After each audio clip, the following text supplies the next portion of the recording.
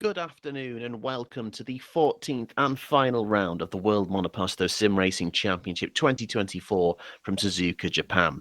For the second season in a row, we arrive at the season finale with both titles decided, and they've gone to the same homes of Yanis Volborn and Holland Racing Team, respectively. However, third place in the drivers' standings is still up for grabs, as is an all-important sixth in the constructors, which will provide vital funding for next season. Most importantly, there is a flurry of big news for teams and drivers' plans for the 2025 season. Joining me to unpack it all and close the season is Robin Ciuman. Good afternoon, Robin. Yeah, thank you. Thank you for the introduction.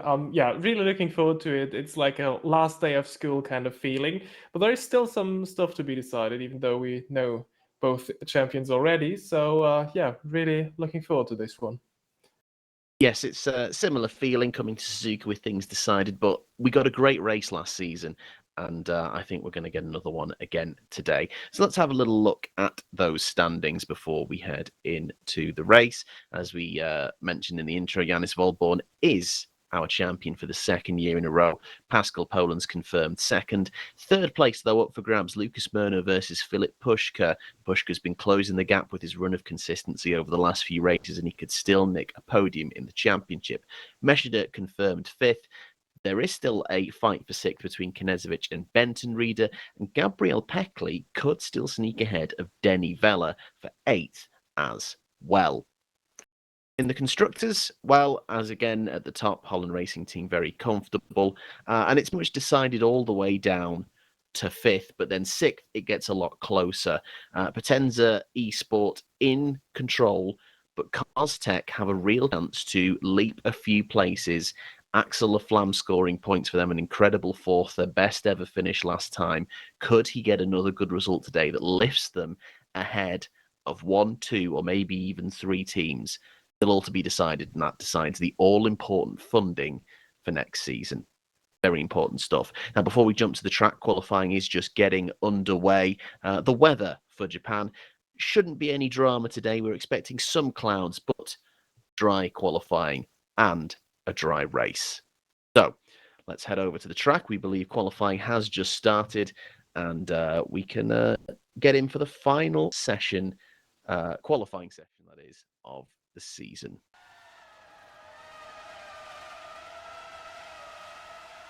Join them just coming around, I think, Spoon for the first time. Yeah, that is Spoon, indeed. And we are going to see them get their first laps in just now.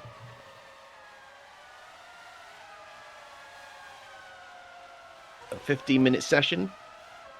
No flying laps set so far. And here comes Lucas Murno, trying to hold on to third in the Drivers' Championship.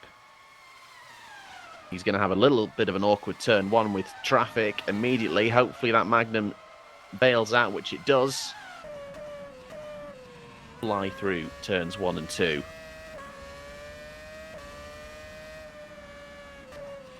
Up through the S's. Trying to carry as much speed as possible. Let off the throttle there before flying through turn 7, the Dunlop curve. And then we approach the Degners. How brave is he through Degner 1? Carries a nice amount of speed. It's a very rare occurrence that we're not following almost a formation of both Holland Racing Team cars at the beginning of the session. Yeah, it's quite unusual. Usually they're the first ones to leave the pit lane, first ones to set a lap. But in general, 3 minutes already over in this qualifying session. There's no lap time on the board, so they're all leaving it a bit later today with the first runs.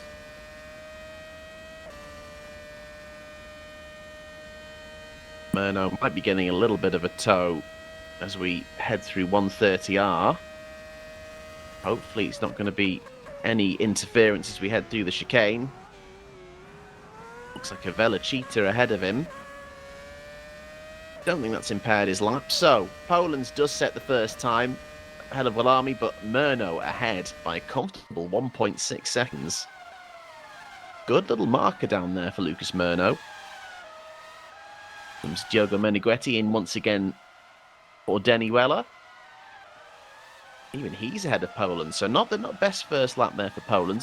But here comes the reigning champion, newly crowned. Purple in the first and second sectors. And up to the top by a very formidable 0.8 of a second. Pushka now through the final chicane. Where can he slot in?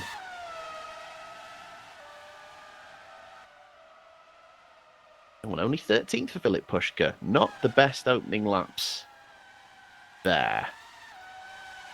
I think generally on the board there is, across the board, there is lots of room for improvement, and we have access to the fastest time set on the server in preparation for this race. They managed to sneak into the 130s, so I think even Wilbon's time, there is still a lot of time to be gained. However, we don't know with which setup they set this in practice, so it might be that they made some compromise to improve for the race pace, but I think we'll definitely get close to the 30 margin. Solid lap from Alexander Knezovic there to put in third. Poland's in the meantime redressing the balance and getting back onto the front row of the grid. Now Fernando Labau now coming through on what is going to be his final race for Magnum Motorsports, joining the new Bravo Snow Shatton team next season. And Gabriel Peckley in his final race for Potenza Esports. He bails out of that one. About to strap on some fresh rubber.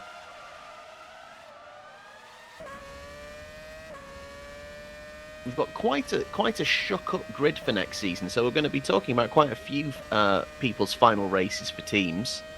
And Misha Smith is one of them. He's joining Magnum Motorsports next season, alongside his current Velocita teammate, Alfie White. Also, hello to Ruven Meshed in the chat, who unfortunately can't be racing for Optimal in their last race. Maxime Beaulieu standing in for him. And Ruven Meshed has been confirmed to move to SCMM next year. So we will see him again, but not in the Optimal. There is Maxime Beaulieu, the replacement for Ruven in this race. And a solid first lap from him to get him up into sixth.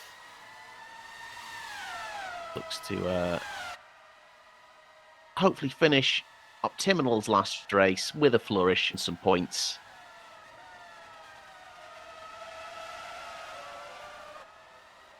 Being hotly pursued by an Infernal Void car there.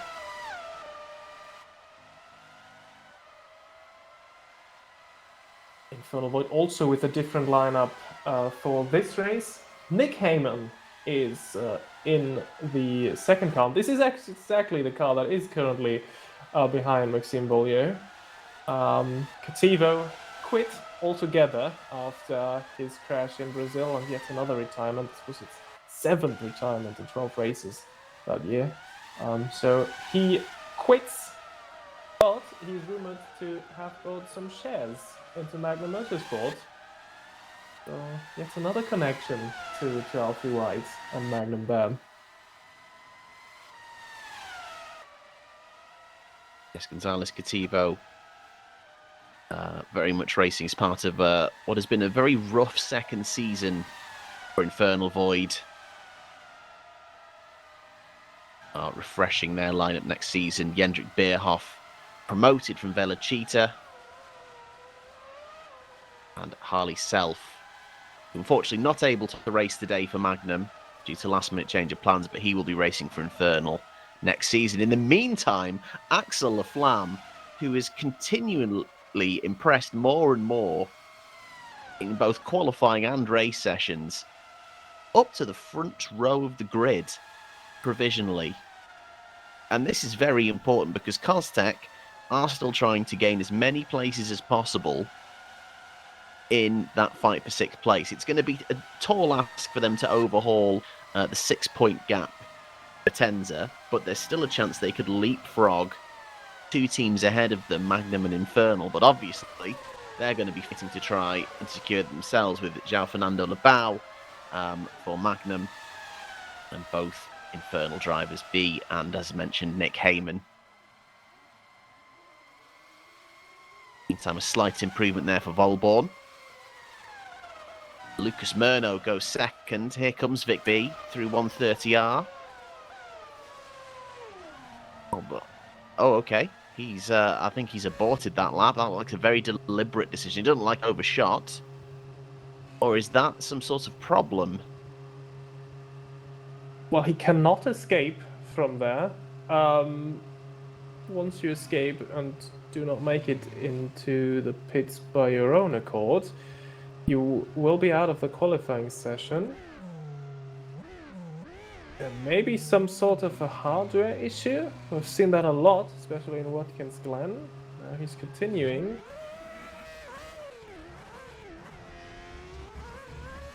Yeah, it does look like some sort of issue he had to work out before getting back into the pits. Oh, apologies, Paul. So that lineup of Jendrik Beerhoff and Harley Self is for Velocita next season. I do apologise. Infernal Void yet to be confirmed.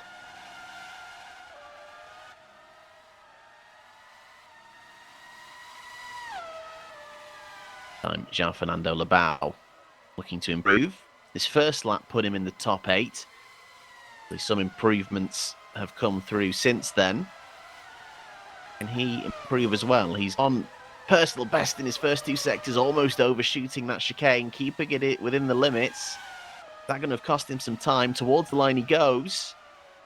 Only the one place for now ahead of Gino Gajano. Nick Heyman, in the meantime, big improvement up to 13th.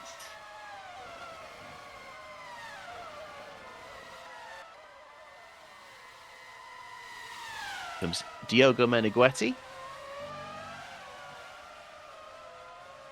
Once again in as a sub for Better Julia.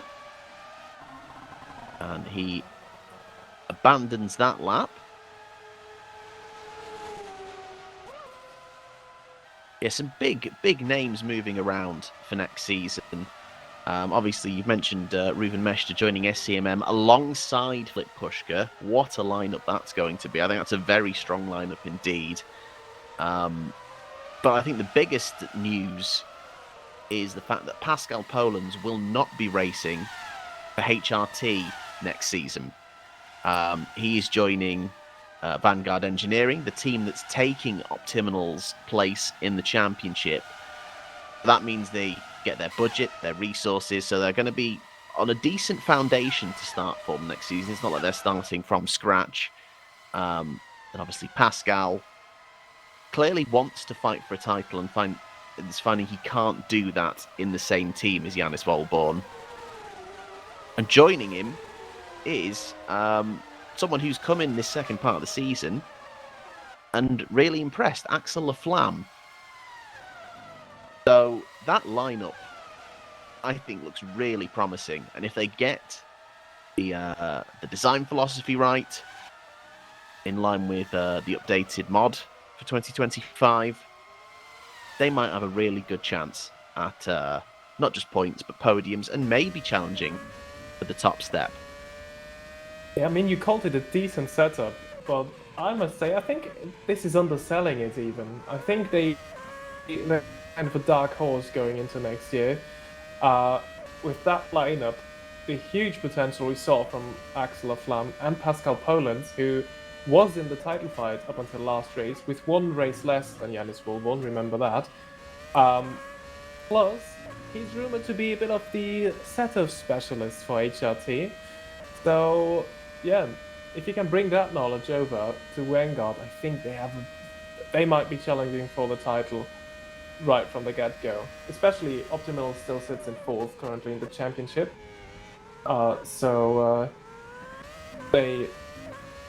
They just get a call from race control. But nothing really important. Nisha Smith has been warned to be a bit more careful. Yeah, so I think that is a really strong lineup, and I think the goal for them could almost be challenge for the title immediately, especially since they're gaining the resources from Optimal, who are still sitting in 4th in the championship. And with these kinds of lap times where Maxime Beaulieu, there is all the chance that they stick to that fourth place and do not get overtaken by Better Julian. Absolutely, and I think, Optimal being where they are in the constructors is partly down to some of the bad luck that Reuven Meshda had early in the season with his connection being unable to race in quite a few races this season, and then unfortunately just not having the same consistency in a second driver. Because remember, season one, for the most part, they had Reuven and Dylan Fisher, and Dylan was up there at the front fighting for pole position, regularly getting in the points. Paolo has struggled a little bit and hasn't been there as consistently, and then obviously with Reuven missing races, I think that's kind of dampened their true performance.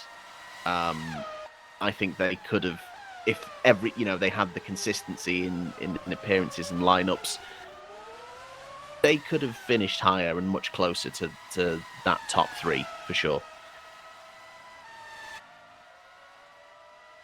Yeah, I absolutely agreed. I think it was a very unfortunate year for Optimal. But there is also, some of you might ask the question, well, who is joining Yannis Wolborn in Holland Racing Team? Well, this has already been announced as well. Alexander Knezovic, teammate of the driver you currently see on your screen, is moving from Scuderia Cesario over to HRT to support Yannis Wolborn. Axel Laflamme, in the meantime, made it up to P2. Time's already up. We've been talking so much about the lineups next year. We barely had any time to look at the qualifying session here.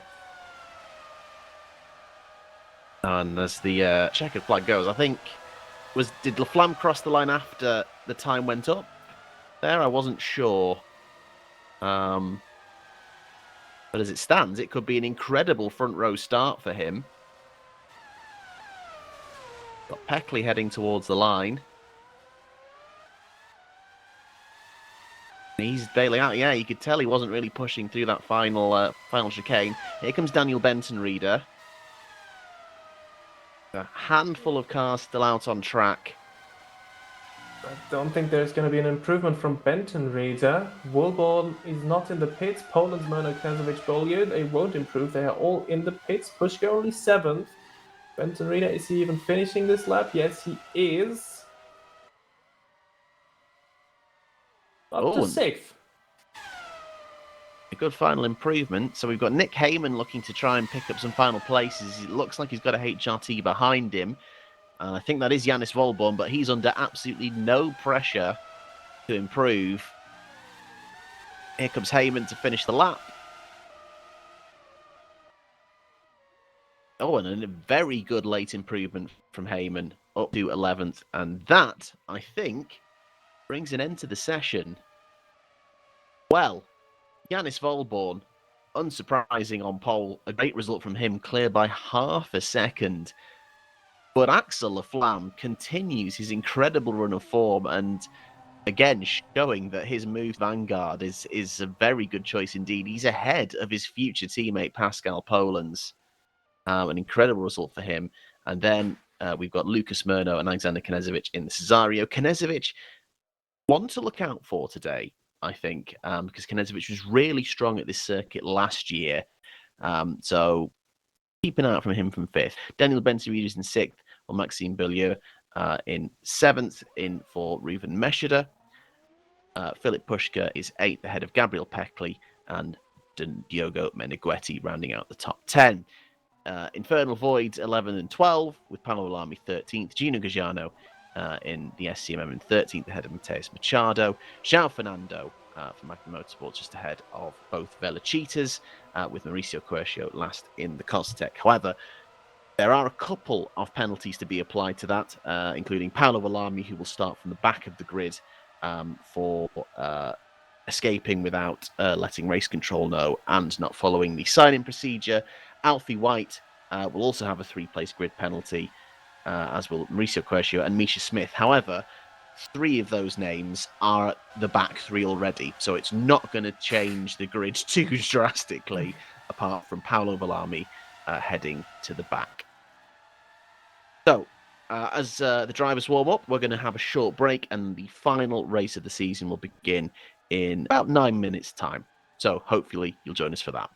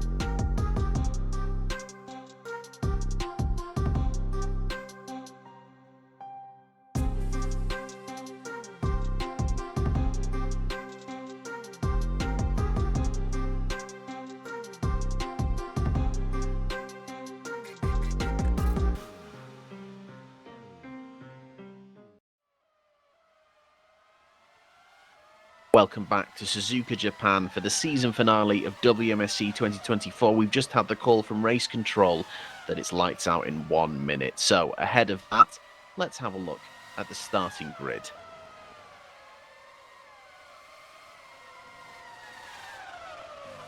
It's another emphatic pole for the reigning champion, Alice Volborn. An impressive second for Axel Laflamme ahead of his new teammate for next season, Pascal Poland's Lucas Murno, in fourth. Alexander Knežević, who was really strong around this track last year, is ahead of Daniel Benton-Reader. They're fighting over sixth in the Drivers' Championship. Should be interesting to see them start together. Maxime Berlioz just ahead of the SCMM of Philip Pushka. Row 5, Gabriel Peckel alongside Diogo Meneghetti, and it's an all-infernal void, row 6. Paolo Willami is ahead of Matheus Machado here, but he serves a back of the grid penalty, so we'll start from the back. So Machado, Fernando, and Misha Smith all bump up one, as does Alfie White and Mauricio Quercio, and that's despite those last three drivers all serving a 3-place drop penalty. Not a bad way to serve a penalty. You lose 3 places technically, but you start 1 up from where you qualified. That's how you do it. That's a 1,000 IQ maneuver from all 3 of those. Well done to them. But we will wait for the grid to populate, and then we will have 52 laps of racing around Suzuka. Robin, give us a prediction. Giannis Volborn. I mean, it's crazy to bet against him. I think he smashed pole position by half a second, so I don't see him lose this race. No, I think you're quite right. But just for colour, I'm going to back Lucas Murno from 4th to do something. Just because, although I don't agree with you. But let's see. Lucas Murno still might pull something out of the bag, and we'll see what Axel Laflamme can do with that Costech. Him, surely it's about staying in the points. For the last time this season, the revs go up, the lights come on, and we are underway in Suzuka, and it's a really good start from Laflamme by the looks of it. They're going to be very close into turn 1. Laflamme is going to hold it, and he's up the inside. And is Laflamme in the lead? Volborn goes wide. Axel Laflamme leads ahead of Pascal Polans and Lucas Murno. Volborn wide there. Not sure if that was him misjudging it or if there was some contact in the corner. But incredibly, he's down to 7th. What a start. Axel Laflamme is ahead. And the Vanguard Engineering lineup for 2025 currently leads us away for this final race of 2024. And it's ahead of Murno, Benton-Reader, Knežević dropping behind Benton-Reader, vital for their fight for 6th in the drivers' standings. And remember, Laflamme's position will be very interesting for those fighting for 6th in the constructors as well. Because at the minute, no other teams who are in that fight for 6th are currently in the top 8 point-scoring positions. In the meantime, though, there seems to be an SCMM getting shuffled down the order quite heavily. I'm not sure what's happened there to Gino Gujano. His approach to swing was very slow indeed. And has he got a puncture of some kind, or is he just struggling? Losing a lot of places. Volborn versus Pushka, this is interesting. Pushka's not going to roll over too easily there. And Volborn now has his work cut out for him. So, Pascal Polans now is chasing Axel Laflamme, leading away Lucas Murno. DRS will be active.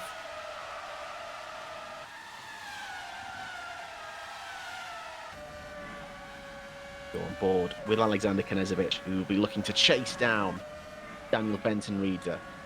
We've got high hopes for Alexander Knežević today.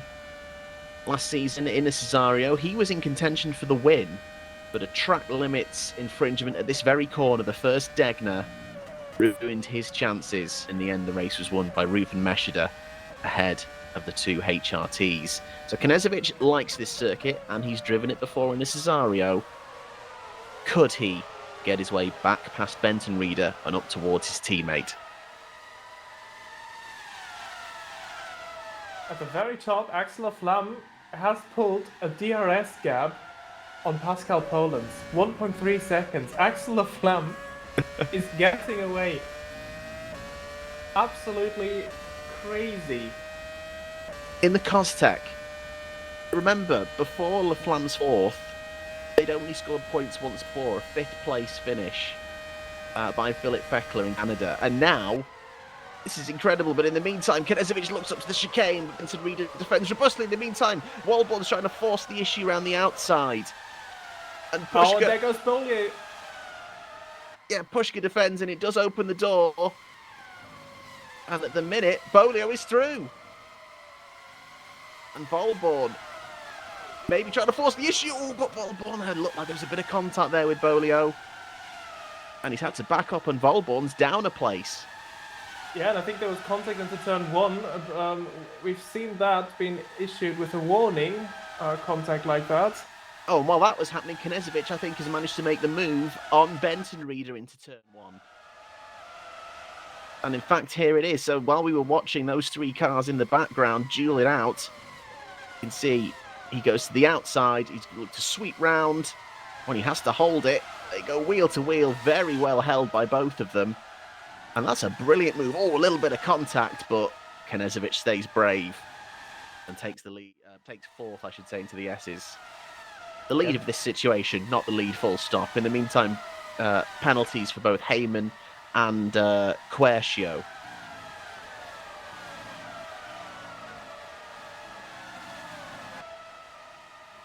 Well, it's not unheard of that you see Jannis Volborn fighting an Optiminal, but today it's a slightly different challenge.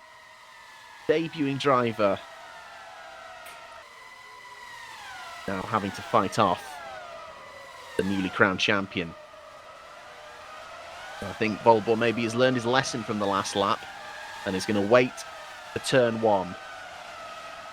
Yeah, but I think Bollier is still in the DRS window of Philip Pushka, so it won't be that much of an easy move. In the meantime, Pushka versus Benton Reader. Well, I was about to say this looks straightforward, but Benton Reader hangs on around the outside.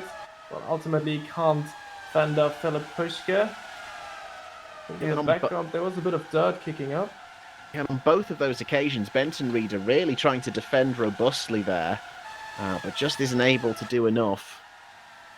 But this is good for Knežević, only 3 points separating those two in the driver's standings.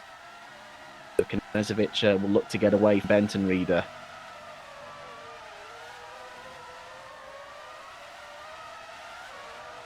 The gap's increasing at the top. Paulo Willami is retiring the car. I just heard via race control. I haven't seen what happened there.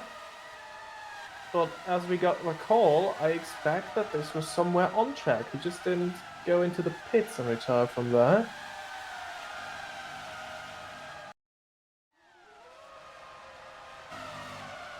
Oh, he's just coming out here of the pit lane. Is this another hardware failure of some kind? Oh, it looks like it. Look at the way that wheel is locked. That looks like a hardware failure. We've had quite a few of those over the past few races.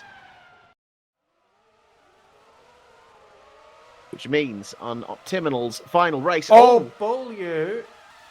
It has to be Bollier. He's dropping down 14th. Has there just been a little bit of a fight into that final chicane with Jannis Volborn, I wonder? Or is that a mistake from Bolio under pressure from Volborn? And Benton Reed is down as well. Benton Reed is down the order. Are these two about to tangle? So, here comes Bolio up to the final chicane. Oh, and Benton Reader just hasn't seen him. Jannis Volborn says, thank you very much. And I think that's just a little bit of a lack of awareness from Daniel Benton Reader there. He's shut the gap where Maxime has already put his nose in. That's unfortunate. Yeah, I think we expect some sort of penalty there. I mean, I don't think this was malicious. I just think he just didn't see him, but I think that's definitely on Benton Reader, this one. And now this fight continues between Jannis Volborn and Philip Pushka. This is also so interesting for the fight for P6 of the championship because Benton Reader has now dropped out of the points. while Knezovic in P4 would score 5 points, and that would elevate him above Daniel Benton Reader. We'll having a little look in the Cassia triangle. He's very keen to get back up to the front and fight. I think he knows he's got the pace today. And I think it's going to be hard for Pushka to defend when he doesn't have DRS. Pushka goes to the inside. We're going to make Volborn go around the long way, and he does so. He's got enough speed just to get it done. And now it's all about trying to reel in Alexander Knezovic. I think he'll be very, very grateful of that little incident ahead of him between Benton Reader and Bolio, because I think he was kind of getting stuck in the DRS train. But now it's allowed that spread out. And Volborn can start making progress forward. But it's also allowed Gabriel Peckley into the points, as is Alfie White, who started near the back. Was it on the back row of the grid? Yes. So, technically the second to last row after penalties were applied.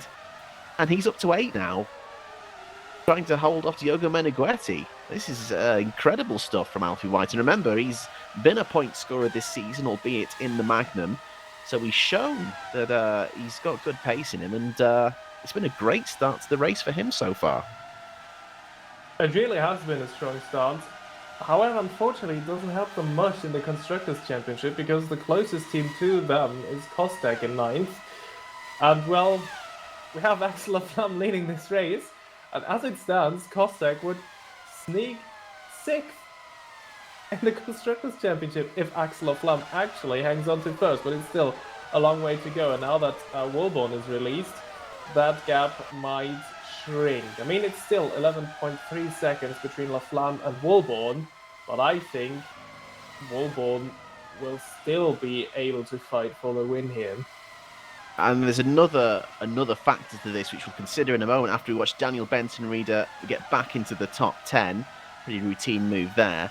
The other factor is, of course, tyres. Axel Laflamme is the only driver out of the top 7 that is in the super softs. So he's making those super softs work for him at the moment. And obviously, it's especially through the S's, grip is very much important. So I think at the minute, those super softs are helping him pull that gap. So things might flick around later on when obviously they have to switch on to the alternate tyre. So it's a good start for Axel Laflamme, but let's not get carried away for him just yet. There's a long way to go, as you say. Oh, that was a bit of a party pooping moment. I'm sorry. Pointing that out. I'm sorry. I would like Axel to do well. I have a soft spot for Axel Laflamme because the only reason he started racing in this series is because he watched a video that you and I did racing these cars around Montreal, and he said, I love this, I want to get involved. He got involved in a race literally just 3 days later after that video came out, which was Hungary, and now he's here, a race leader and within a brilliant seat for 2025. So by no means is it a bad thing, but I'm just going to add some much... I'm trying to be balanced and add perspective. In the meantime, as suspected by you, Robin, there is a penalty for Daniel Benton Reader, 5 seconds for causing a collision. Yeah, not malicious, but definitely on him. Just didn't really look in his mirrors before swinging across there. Yeah, I think if he really watches it, he will agree. Just an unfortunate situation. But what you've essentially been saying there is Axel Flam's success is partly also our success. So I'm not trying to take credit for it, but yes, absolutely. In the meantime, Maxime Beaulieu, in his debut, also trying to salvage something out of it after the collision with Benton Reader, but I'm afraid now he is kind of stuck in a DRS train. I must say I love this about Suzuka. Even with DRS, overtaking is not the easiest thing. It can be achieved, but you have to actually work for an overtake. It's not just open the rear wing, breeze by, and never look back. Here you actually have to work for it, but it tends to create these DRS trains that we now see here with Maxime Beaulieu behind Misha Smith and Victor B. So he needs to be a bit more creative. He could try something in the Casio triangle. I think he was thinking about it, but B already defending the inside line. Trying to force him the long way. Yeah, as you see, DRS train snaking down the main straight. Well, it was almost an opportunity for B there, and he manages to make it stick, and Bolio has now only got a chance. But he almost had the moment there, an opportunity to kind of be an opportunist. But Smith there closing the door. I mean, just ahead as that was happening, Yanis Volborn has managed to get past Alexander Knezovic. I imagine into turn one. He's up to fourth now. He's got a little bit of a gap now to Lucas Murno, but he's got clear air to do it. Let's see what he can do. Meantime, Bollier is getting close up to the hairpin, and this is that move. Yep, as suspected. DRS into one and through. Yeah, I think also Knezovic was very well aware of that. This is not his race, not his fight. Currently, he's doing all he needs to do for his P6 of the championship. And obviously, that's going to be his new teammate next season at HRT. He probably doesn't want to get off on the wrong foot. In the meantime, Bollier in the final chicane, trying to make something happen. Has Smith done enough? I think Smith does have DRS once again. Bollier tucked up under the wing. Can look into one. No, not this time. I do think B is starting to get away from Smith, which means Bollier may have his chance next lap around. Yeah, but I think this will be yet another second that he loses. He can go much, much quicker. He was up there with the pace that Philip Pushka was going, or at least Daniel Benton reader. So far, this is a very frustrating afternoon for him. And now it even looks like Misha Smith is getting closer to Victor B again. It does.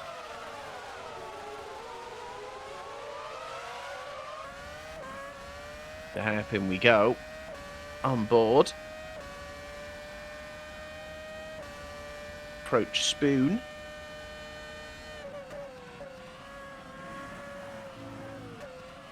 Be all about how he can close up through this straight, through 130R,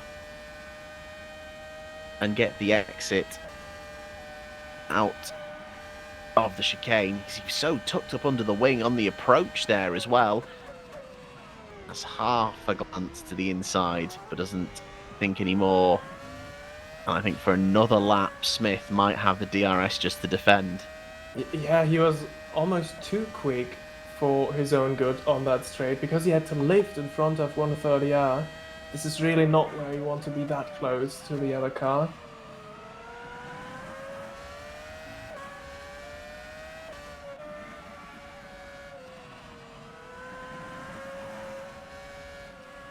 Now up front, Pascal Polens has shut the gap to within half a second of Axel Laflamme. Are those super softs starting to go past their best? Oh, but just as we've cut away, I think Bolio has just managed to make it past Smith. In probably an unorthodox part of the track. Degner, maybe. Well, he's had to get end of the S's. He's had to get creative. That would have been a very interesting move. And this is it. Oh, and Smith just makes the mistake. Just going wide through the Dunlop curve.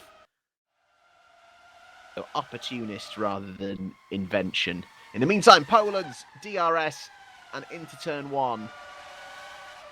Laflamme probably not fighting that super hard because, again, running this high in the Costech, there's still a great chance for a good haul of points. There's no need to overfight that. But I think those super softs are starting to run past their best. after 12 laps. In the meantime, Alfie White fighting with Meneghetti. Alfie White on the Supersoft, Meneghetti on the mediums. I must say this is an amazing race so far. 12 laps in, and there is fights everywhere you look. It's been breathless. It's been incredibly breathless stuff.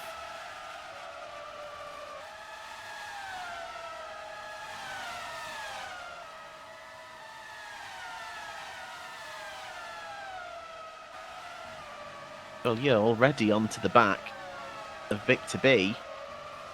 And now again, they are getting away from Misha Smith. Maybe it was Victor B trying to help Misha Smith a bit in the sister team, and of course to maybe try and keep Maxime Beaulieu behind, because now this will be a much tougher job for him.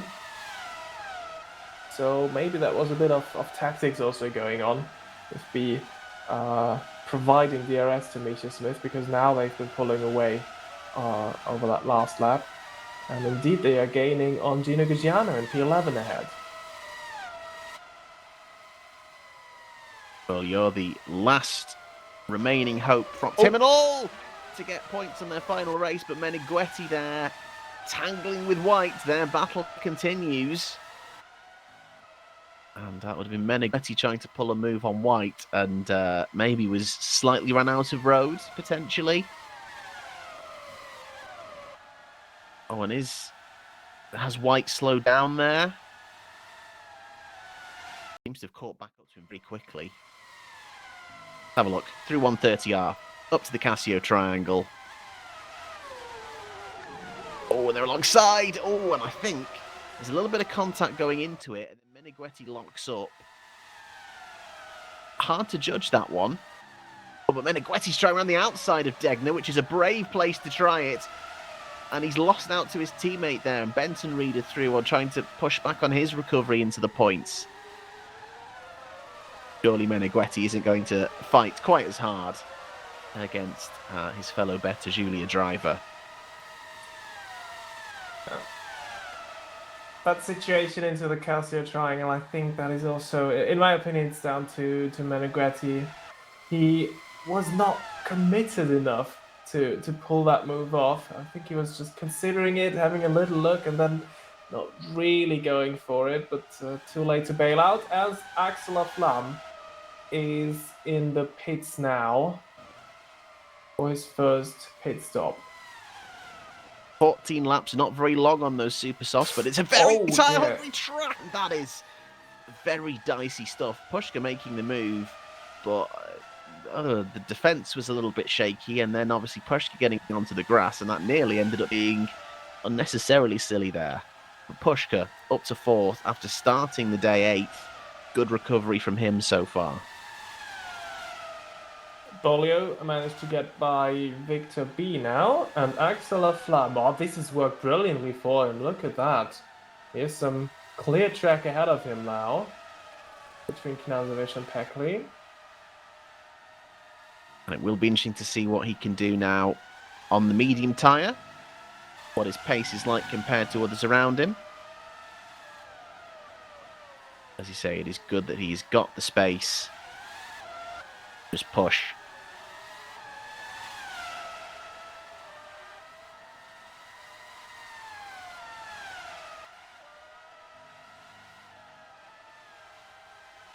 Again, Axel Aflam finally delivering 4th place. Could have scored points in Watkins Glen if not for a hardware failure as well. Yeah, I think that would have been at least P5 for him at Watkins Glen, if not even P4. Is a podium possible for him today? It could be done. In the meantime, more very dicey stuff down the main straight. Earlier gets the move done. Just that Jogo Meneghetti has received a warning for causing a collision. So yeah, that was for the incident we saw before with Alfie White, who in the meantime also has been to the pits. So he's now down in 16th. You see him here just coming around the Casio Triangle. Does make sense. He was also on the super soft, so obviously both drivers finding that not a lot of life in those tyres around this circuit. The only remaining driver currently on the super softs is White's teammate Misha Smith, so expect to see him in at some point soon. Currently in this train of cars behind B, still Pace Machado coming up behind. The gap between these two is interesting, between B and Smith, because now... Oh! And there is B slowing... Oh no, it was Heyman, I'm sorry. I just confused these two. Because now Smith was almost at the back of it to B again. Now it's up to 1.4 seconds, that gap. Jogo Meneghetti Oh, on his teammate. Benton Reader. Yeah, that's interesting. I wonder why they've switched in the meantime. Axel Lafam, new fastest lap on the medium tyres. And I believe the previous fastest lap was Axel Lafam on the super soft tyres. But obviously, fuel is being burned off, so the cars are getting lighter. But that is very promising from him. He's showing good pace on the mediums as well. Yeah, indeed, he is. And you asked the question, can he finish on the podium here? And I think he absolutely can. I think the only car that may be a bit quicker than him is Yannis Wallborn, but he had that moment early in the race, so he first has to gain around, still, I think it was 8 seconds before Axel Flam's pit stop. And then he might be on the same level as Poland, but I think Flam definitely is quicker than Murno here today, so I think he very much has the opportunity to score a podium finish here. Misha Smith just coming out of the pit lane, so the last count Supersofts now also stopped, and he has received a penalty immediately, which I guess is for speeding in the pit lane. And now Max Heyman also has been hit with yet another. Sorry, Nick Heyman has also been hit with another penalty. Force of habit. Max is his brother. And in the meantime, Daniel Benton-Reader is now back ahead of Meneghetti. So the better Julias, rather than working together to try and shut the gap to Peckley up the road, seem to be content with scrapping with each other over this final spot in the points. And Meneghetti, he's hit his teammate! Meneghetti has hit him on approach to the chicane. And I think words might be had about that. Yeah, that looked just clumsy. I would love to be in that channel. The drivers are of course able to talk to each other during the race, so wonder what they have to say about this right now.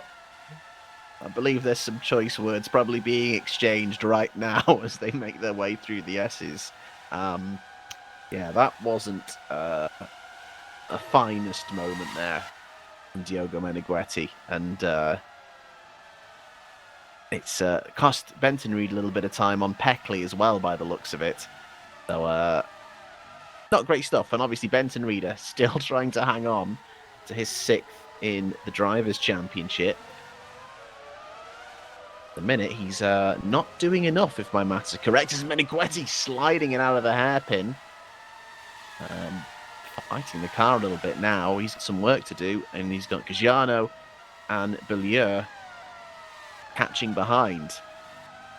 And Diogo Meneghetti may have a penalty come his way because he has already been warned for an earlier collision with Alfie White. So that might be the one that puts him over the top, and he might get a penalty. Unless, of course, they say, well, they're teammates, they will sort it out themselves. In the meantime, Knežević has stayed with Filip Puška. What's even more interesting is, as these two are fighting, just in the background, Axel Laflamme is catching them. And obviously, that's not ideal for his race. In the meantime, Murno has just dropped a lot of time. Yeah, Has something Lucas is with Murno. There is also a yellow flag, sector 2. I think they might approach him now. They pass him. Where is Lucas Murno? Oh, he's there. What has happened to Lucas Murno? Is this another hardware issue? Because that's a very... I don't think Volborn was close enough to kind of be dueling with him. So No, this is also an unusual spot to lose the car, and if you lose it here, you make heavy contact with the wall. And we have a safety car. So let's see what happens to Lucas Murno here. We're heading through the S's. Got a back marker just ahead of him, a Vela Cheetah. But through Degna 1. In that first one. Oh, that looks like hardware issues. Yeah, look at the way the wheel suddenly locked full right there. Yeah, he's having trouble there. That looks like a hardware issue. And it's catching. There's so many hardware issues in this latter part of the season. Yeah, ever since Watkins Glen, the amount of hardware issues has skyrocketed. And this is the second race in a row for Lucas Murno in which he does not score points, apparently. And you know for whom this is bad news, this safety car? For Axel Laflamme, because essentially everyone around him will now get a free pit stop. Woolborn has been in, Pushka has been in, Peckley, everyone has not yet pitted. He's in the pits, except from Pascal Polens. Poland's has stayed out. What's interesting is not everyone has done the immediate switch to the other tyre. So Woolborn has made the call to go onto the super soft. But from what I can tell, Filip Pushka and Alexander Knezovic have made the call to stay on the mediums. Yeah, so this is interesting. A lot of different strategies now at play. But I think it will be, for most of those drivers, a two-stop strategy. Pascal Polens in the pits now. I think Axel Laflamme will retake the lead. But all the others will have fresher tyres now. In the meantime, Diego Meneghetti, as expected, has received a 5-second penalty for the collision with his teammates.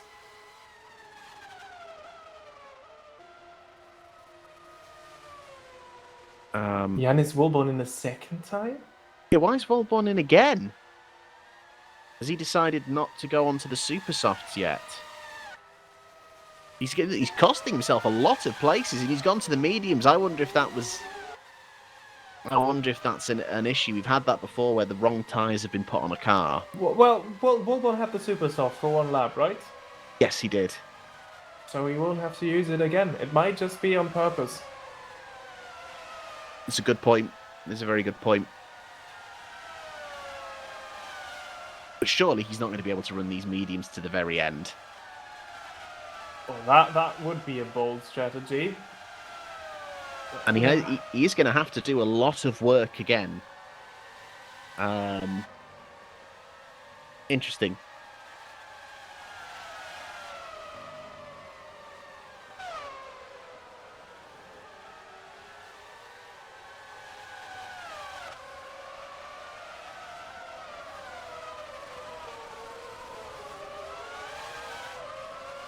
I can tell you, between race control and Axel Laflamme, there's just been conversation on how he has to lead the field right now. So I don't think Axel would have expected himself to be in this situation where during a safety car he has to lead the entire field around this track here. No, it's incredible. I mean, to put it on the front row is one thing, but then to go wheel to wheel with the newly crowned champion and take the lead and instantly pull a gap over the vice champion. He's driven a flawless race so far, and has been a bit unlucky with the timing of the safety car, but there's still a good opportunity for him this afternoon because he's got the pace. So hopefully he can manage the start well and hold on. But it's interesting now, him and Pascal Poland's are going to be on the same tyres. Admittedly, Poland's tyres a little bit fresher, but we'll see what it's like when they're on a similar compound of rubber. Yeah, again, I think this will be quite the lengthy safety car period. I don't see Mano as a DNF, so I think he's still running. Has he got it going again? It says he's one lap down. One lap down on Nick Heyman. Oh, and we've just had the call from race control. He has been allowed to retire the car. Lucas Murno is out. And it's an incredible turn of fortunes. You know, Lucas Murno had a 25 race point scoring run, which ended last time out. And now he's got a back-to-back DNF. So what an incredible change of fortunes that is for Lucas Murno. Also, Paul Miller in the chat asked some drivers must overlap or not. So, yeah, I think cars will be allowed to unlap themselves in the next couple of seconds. Usually. Oh, no. Oh, dear. Interestingly, no, they've not been allowed to unlap themselves. It's safety car in. Axel will take the pace from the last sector. So we have seen it. Oh, no. Hang on. It's been... it's been called back. Apologies that my speech is a bit broken. I'm hearing it from race control and you're not. Yes, so they are now adding another lap onto the safety car. But they still haven't... They didn't still call unlapped cars round then, did they? Yep. Yeah, usually.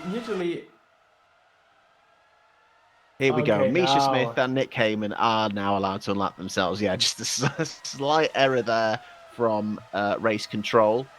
But I think what's important is they've caught it and they've rectified it immediately. So I'm glad that's good. They didn't just decide, oh, we'll go with it. They've said, nope, hang on a second. Allow them to unlap. Yeah, it's important to follow those protocols. Otherwise, you may have very lengthy discussions afterwards. For years afterwards. And there goes Nick Heyman. So, yeah, Smith and Heyman will be on the back. And you can see Alfie White is now back up in 8th. But obviously on a slightly offset tyre from the rest. Without Murno in the field, this does make it very interesting for the podium places. Laflamme, Poland, Pushka, Knezevic, and then Volborn having to do a bit more work again from back in 7th. Peckley now up to 5th. He always does that, doesn't he? He's just there all of a sudden. No one knows how and why, but he's just there. And he's on course to finish P7 in the championship. Sorry, P8. P8. I got a bit too overexcited there. Peckley, as it stands, will finish 8th in the championship in a Potenza. That is a huge achievement. But this is also important because they are actually fighting Potenza versus Kostek for P6 in the Constructors' Championship for the development money. So Peckley actually needs a good result here because right now, as it looks, Laflamme will score a massive haul of points. Yeah, so at the minute it will be 4 points added to Potenza's score and 10 to Kostek if it was to finish. So that would put them both on 19 points. And I imagine if Kostek, because they've got a race win, they would get the 6th. However, Axel Laflamme's got his work cut out for him if he wants to stay in the lead of the race. And obviously Peckley's got Walborn charging.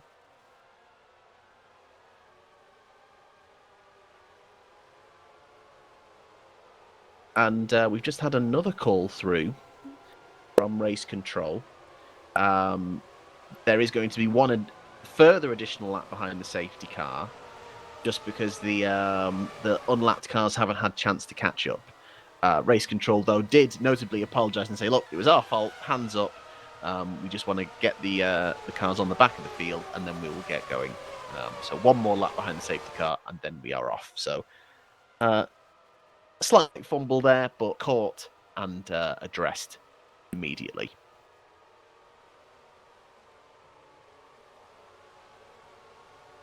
Yes, as it stands, Kostek versus Potenza.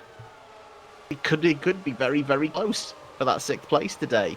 But I expect both Peckley and Laflamme to potentially lose spots from where they are now. But that is going to make it very close. It's very hard to predict.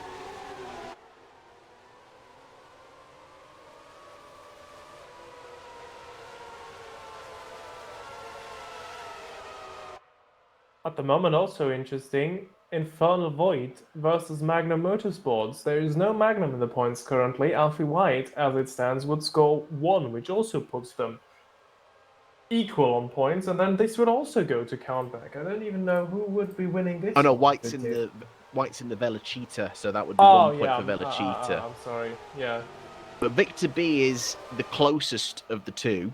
B in 10th, and then Labau, who's gone in the pits now. It says according to that, Labau pitted again. and so is Nick Heyman, who's just caught up to the back of the queue.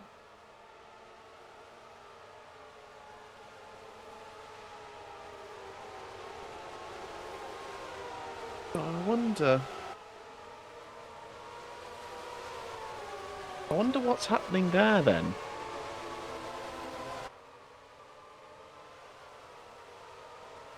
So we've had the call for safety car in this lap.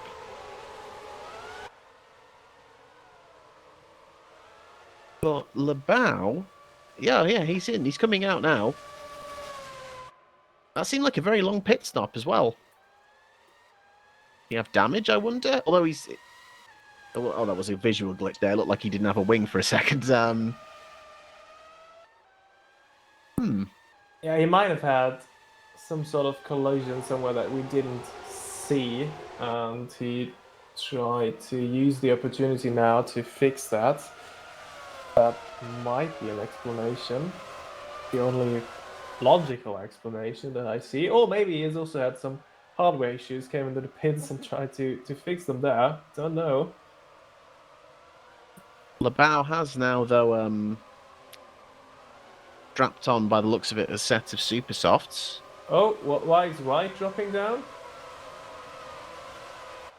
Oh, why has We White lost dropped? Alfie White. He's on the back. It still says he's keeping pace. Why has Alfie White just dropped down from 8th? The last point scoring position. We'll keep an eye out for that, but they're heading through to the restart now. And Laflamme goes just before 130R. No DRS on this immediate restart, but he's going to have to watch out for Pascal Bolens, who gets very aggressive on entry. And I think that's a solid start from Axel Laflamme. I think he's going to be able to hold it into turn 1. But the closing speed is there. And he's going to have his work cut out for him. Fresh rubber on Pascal Poland's car. But well handled from Axel Laflamme there.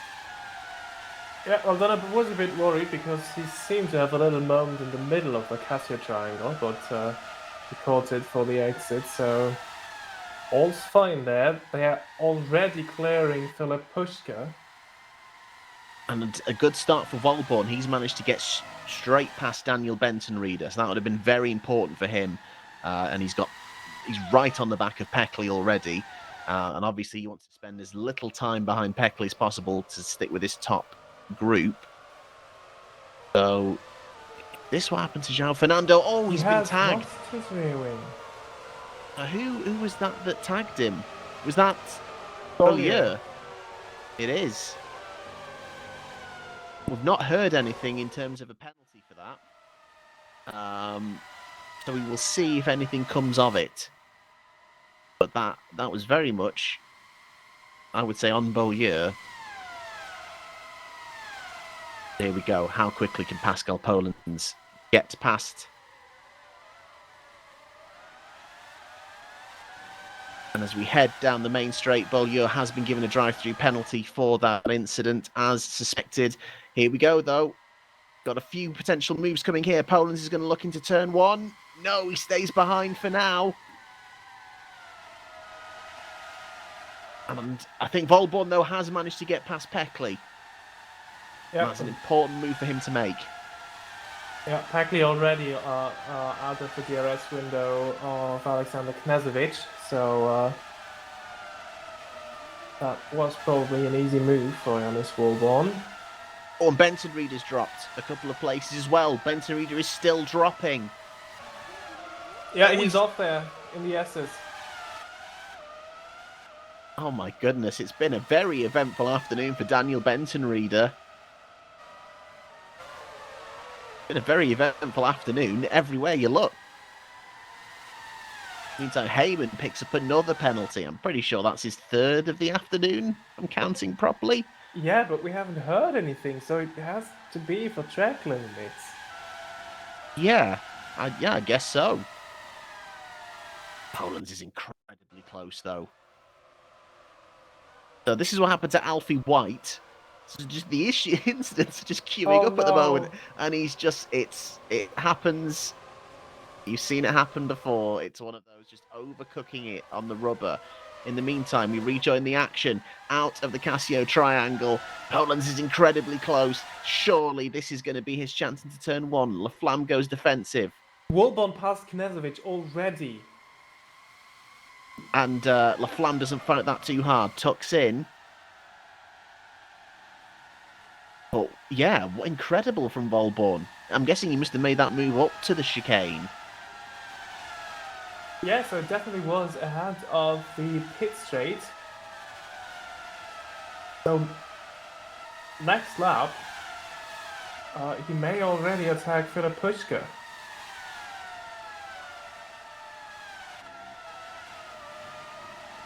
Looking incredibly fast this afternoon. So this is what happened to Daniel Benton Reeder. Through the S's we go, and he's just lost it. He's just lost it. Tyres maybe not up to temperature after the restart, not sure, and he has to wait an agonising amount of time.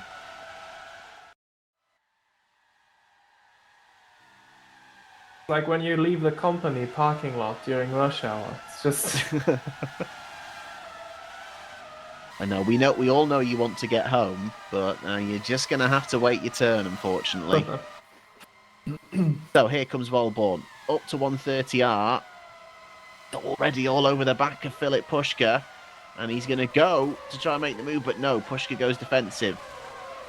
With DRS, could he get the move done now? Pushka is out of range of Laflamme. Poland's in the meantime with the fastest lap. And here comes Volborn round the outside of turn one. Beautifully done.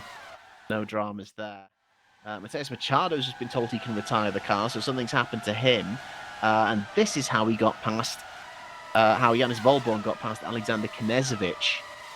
So here we go. He's got a really good run out on the active spoon. Is he going to go around the outside of 130R? Oh, he's done before 130R. Knežević not putting up too much of a fight there. Again, maybe as before, knowing that's not his race. Yeah, and I think also Knežević had a bit of a compromised exit out of Spoon, so already he was lacking a bit of speed up the hill there.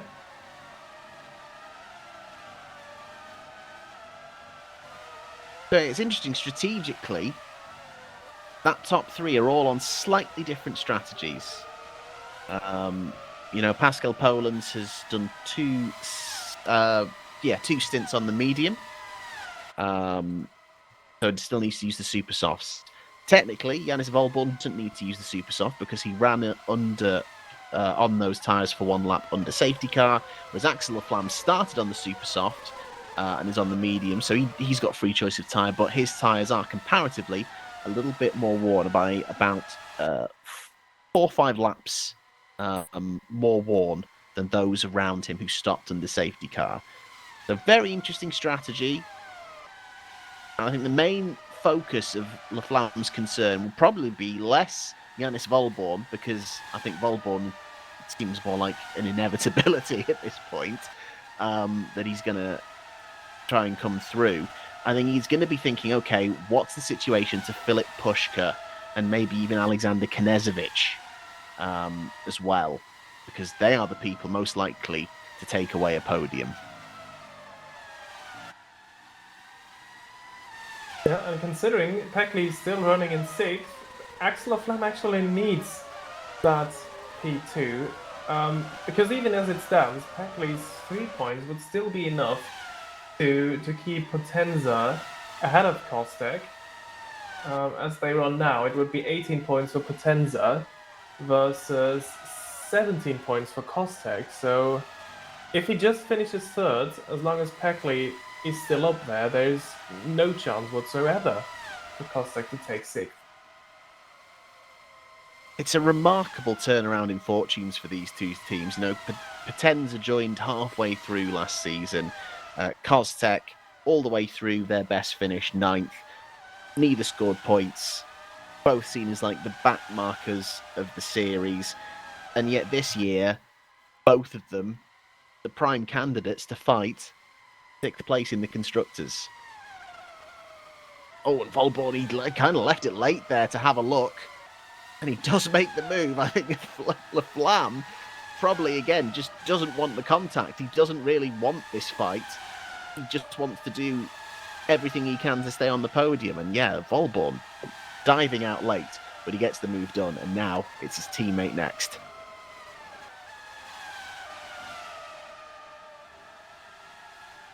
Meantime, Misha Smith facing down João Fernando Labau. Got his teammate just behind.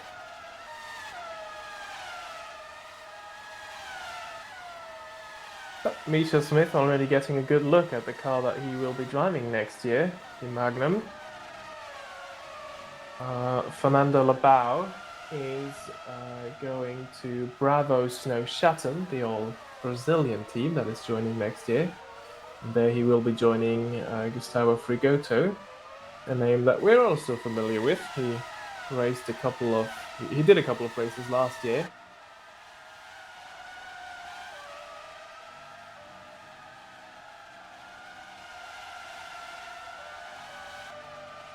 Indeed, Frigoto, a former SCMM driver. Speaking of SCMM, here's Gino Gagiano. I spoke to just ahead of the race. He is also, if you didn't know, the SCMM team boss. And he's very, very excited for next season. Reuven Meshida joining the team from the departing Optimal Esports. And Filip Puška staying. So he's got an incredibly strong lineup for next year. And he's really excited. Obviously, he's stepping back from a race seat for that. And Gagiano, he's a solid driver, point scorer this year. But when you've got a shot of both Reuven Meshida and Filip Puška, both race winners throughout both seasons of WMSC so far, why wouldn't you go for that as a lineup? Yeah, and what a season next year could be then. At HRT, we have the always great Janis Wilborn alongside Alexander Knežević, then Vanguard Engineering with Poland and Axel Flam, who are running in 1st and 3rd currently. Flam taking WMSC by storm. Then you have SCMM with Puška and Gagiano, and then also, do not forget Scuderia Cesario. We still have Lucas Murno, who has been on a bit of a low run of form lately, but who started this year extremely strong. And Gabriel Peckley is in there as well, who has been impressing massively with Potenza. So we have 4 teams at the very forefront there that will be very, very interesting to watch.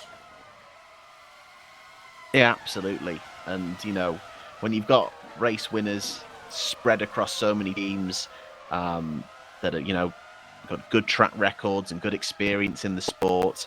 And sure, Vanguard is like you say, the dark horse from that. They're the new team there. Looking to fight Quercio into turn 1. It's a bit of a half-hearted take and half-hearted defence, but they keep it on the road.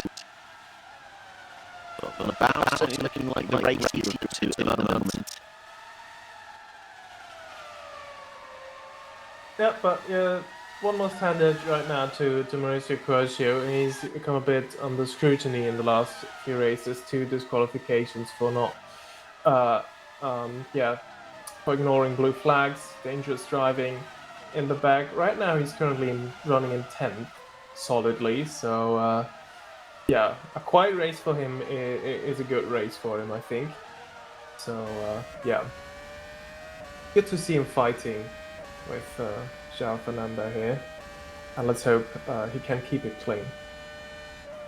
Absolutely, and João Fernando on the softer tyre would still have a decent amount of life left in those, having stopped at the end of the safety car period essentially. So he's only done 9 laps on them so far. Looks up to 130R. Nothing doing there. He may just wait, try and get the exit out of the final chicane.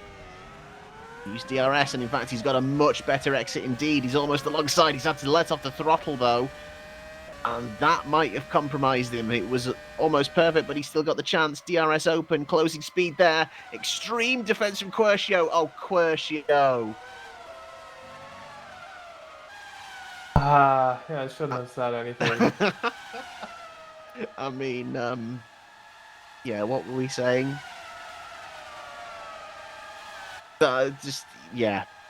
It's fine to go to the extreme inside to defend, but there becomes a point where there's clearly a car alongside you.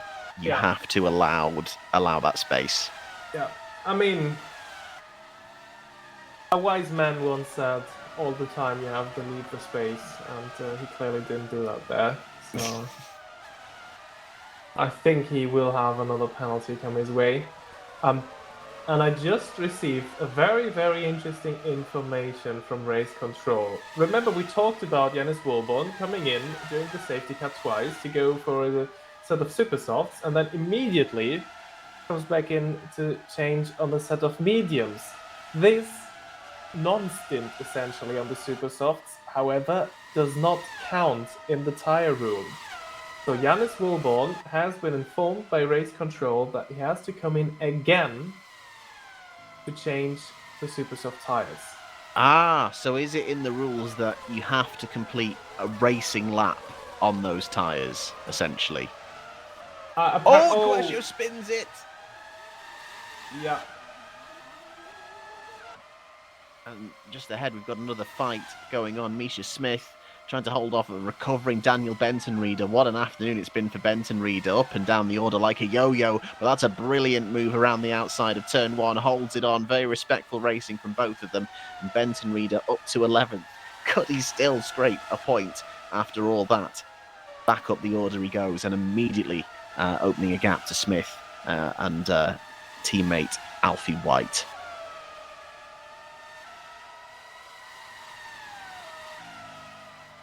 Yeah, interesting. Is it clarified then in the rules that you have to complete a racing lap on those tyres?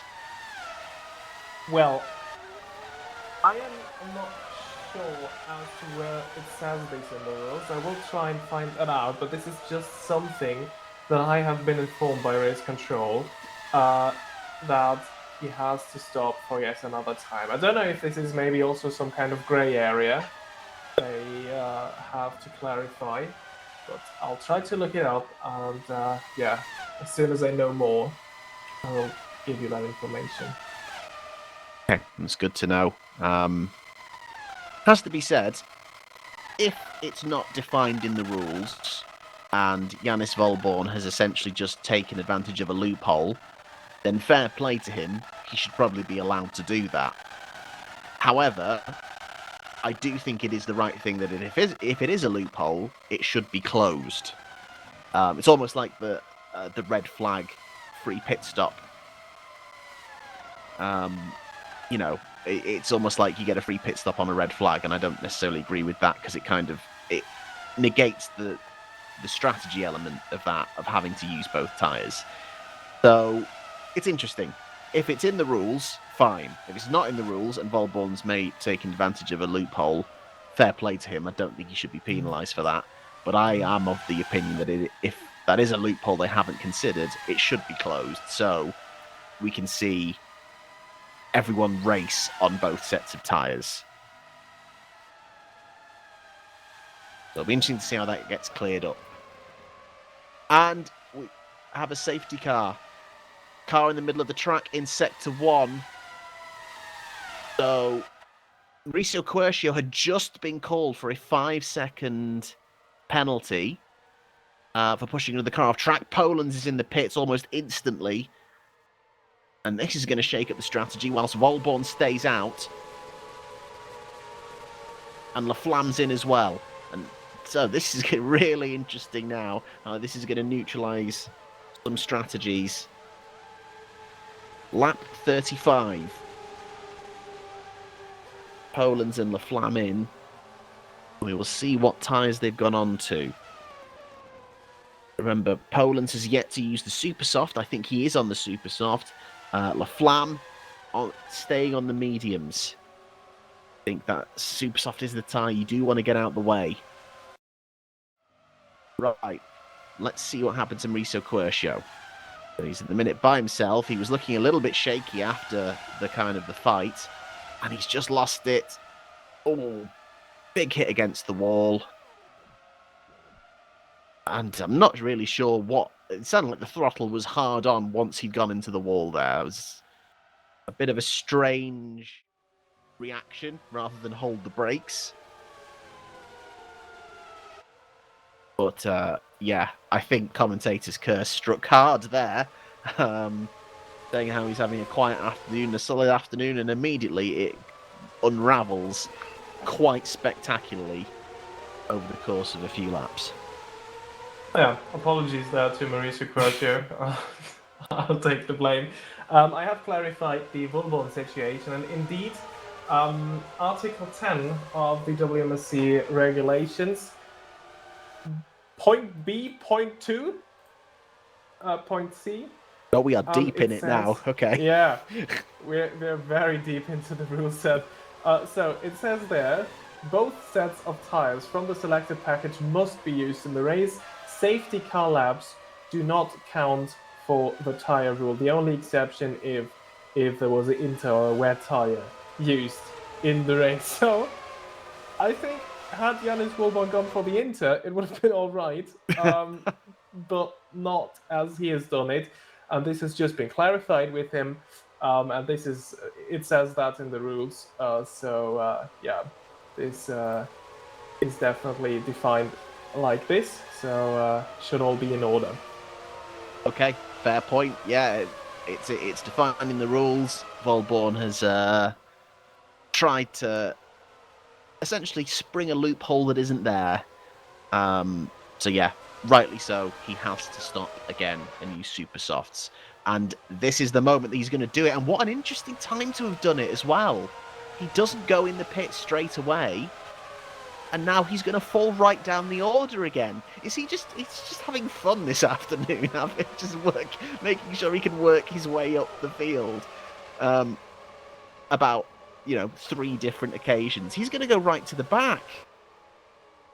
Pascal Polens is into the lead on the super soft tyre, put on at the start of this stint. Laflamme's on the mediums. And Volborn is... It's a long stop. It's a very long stop. But out he comes on the super softs. So lap 36. It's a 52 lap race. Remember, we saw the super soft runners at the beginning of the race come in after about 14 laps. So he's going to be pushing it towards the end of the stint on those tyres.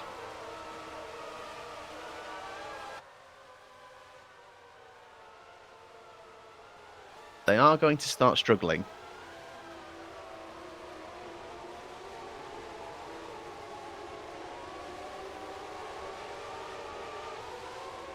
This definitely is a big risk that he's taken then. So,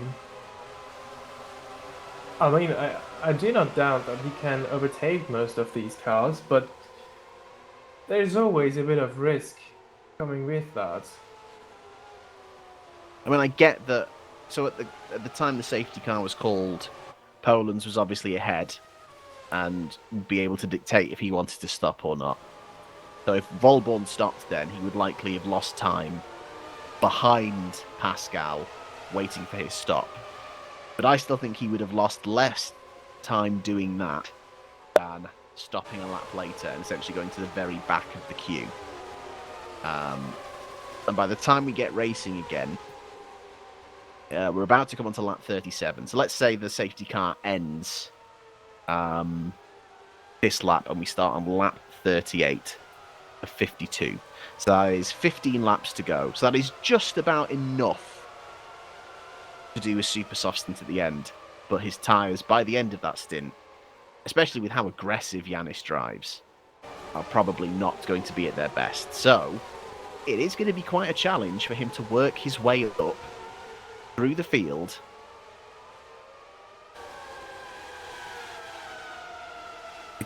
I think score points potentially, but the podium and the win might be out of his reach now. In the meantime, it's now almost a reverse situation for Axel Laflamme.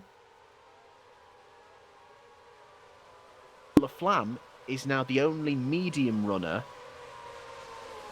alongside Gino Gajanu in 8th, in that top 8. Everyone around him is on fresh super softs. But can he hold his pace on those fresh mediums? But again, those mediums will be much fresher comparatively by the end of the stint than those super softs. So is he going to have to accept losing places at the start in the hope that the tyres come back to him at the end of this stint?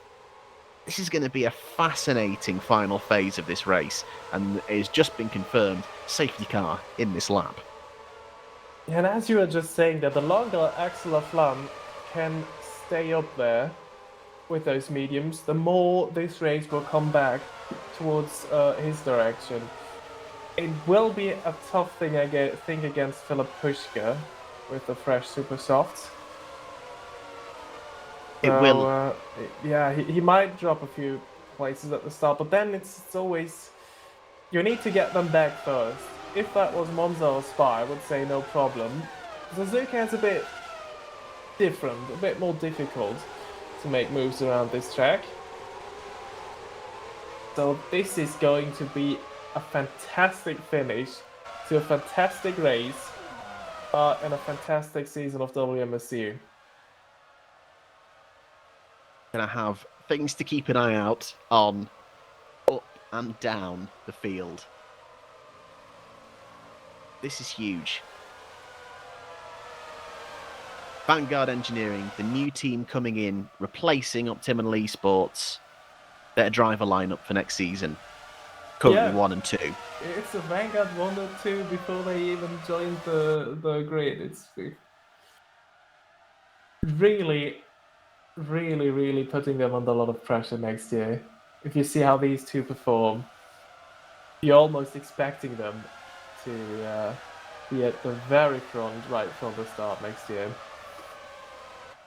All about that design philosophy and how that interacts. You know, we've seen it.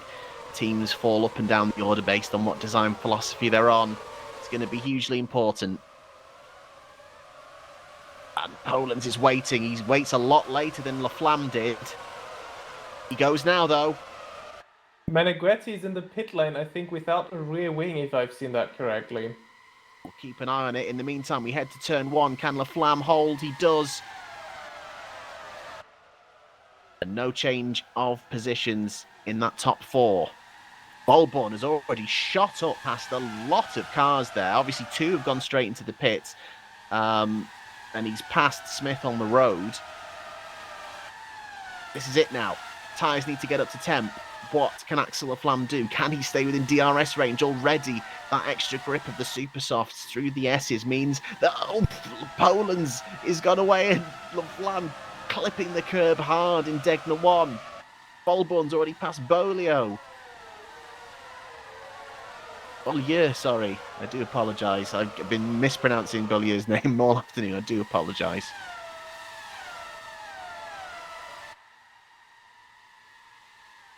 But it's Laflamme.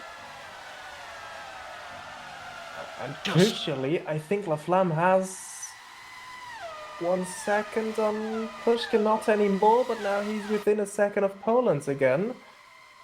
And then Knežević is getting close up to the back of Pushka. That might keep him looking in his rear wing. This is going to be so close. Oh, and B, who's making a move into the final corner, has just been given a drive-through penalty for crashing into a car under safety car. That might explain why Meneghetti was in the pits and why Giuliano also stopped as well. Oh, and this is terrible news for Infernal Void. B was in the points, and that would have been enough to put them ahead of Magnum Motorsports. Now with the penalty, B out of the points, and Fernando was temporarily in the points, but now he's been passed by Yannis Wolborn, who is making it look easy here. Absolutely flying through the order. So, Meneghetti is B just behind him. And yeah, B just hits power on soon. I'm not sure why Giuliano then goes in. No idea why he decided to follow into the pits. He seemed completely unrelated to that. But anyway, 1 lap down, and as it stands, no change of position in the top 4. Peckley from Bentarida, from White, from Volborn. Volborn, incredible start. He might not be done yet. And it's just how quickly those super softs wear off. And Laflamme is staying with Poland. He has cleared Pushkin now. Pushkin won't have DRS this time around. Laflamme is super close to Poland. And if he can continue to do this, he might have a chance at the end of this stint when the super softs are past their best. This is huge. Axel Laflamme is in with a chance.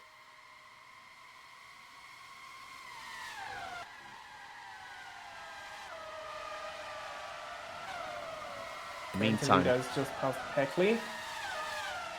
And again, the yo-yoing afternoon of Daniel Bentonreader. He's now back up just 1 place behind Knežević and will hang on to 6th, despite being up and down the order all day long. Volborn is also past White in the background and will catch up with these two.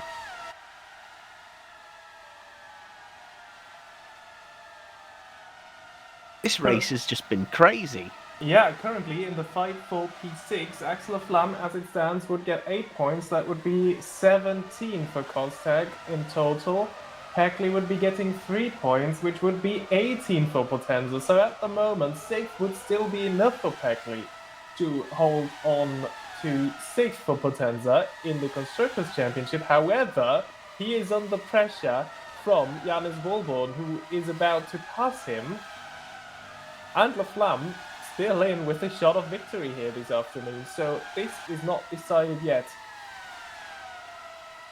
No, not at all. So, is Peckley going to have the ability to defend from Volborn with DRS? Or will Volborn look before then? He looks before then. Bold into the Casio triangle. Oh, a little bit of contact there through it, but move done. Very nicely done by Yannis Volborn. Is he going to have DRS on Bentarida? I'm not sure. Looks like Peckley's coming back at him. Peckley going to have a look into 1? I don't think so. They hold station now. And Volborn is just chomping at the bit.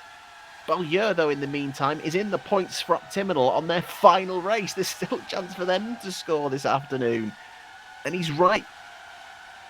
He's right behind. He just got ahead of White. He's behind this little group of cars. Peckley starting to drop off the back now. Volborn applying the pressure to Bentonreader.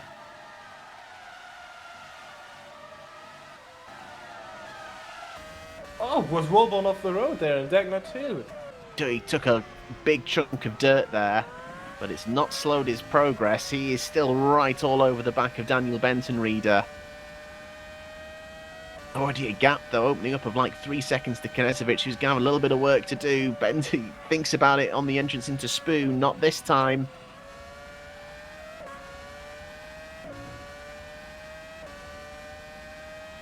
We go flying up towards 130R. Lets off the throttle, he's not going to risk it here. But he knows he's going to have this opportunity. The very high downforce Holland Racing Team car, stable into the Casio Triangle. Doesn't think about the move here. He waits for DRS. Power down. Slightly better exit from Daniel Benton Reader. Is it going to be enough, though? He closes. The closing speed is going to be far too much to the inside. Benton Reader doesn't fight that too hard. Volborn back into the top 5.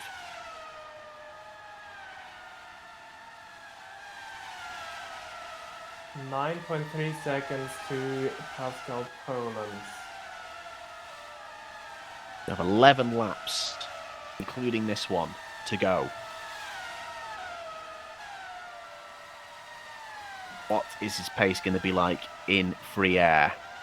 Oh, and he clatters the inside of Degner 1 very hard. He is pushing immensely hard now. And it's probably... Go ahead. I was going to say, it's probably going to help him that Pushka and Knežević might be fighting a little bit and holding each other up. What I can tell you is that Janis Volborn's last lap time has been invalidated for a track limit infringement, so this is also something we might need to remember, because it could get interesting. I was just trying to compare lap times, and I see that Janis Volborn's previous lap time has been deleted. Yeah, and it's not unheard of here that we see drivers have to serve penalties for track limits around this circuit. Knežević, the man in 4th, had to do exactly that last year while pushing to try and win this race for Cesario. In the meantime, it's a new fastest lap for Pascal Polens. He's going to be beaten now. Across the line we go, and yes, Janis Volborn takes it. Oh, and in the meantime, just ahead, Knežević up the inside, into 3rd place ahead of Filip Puška.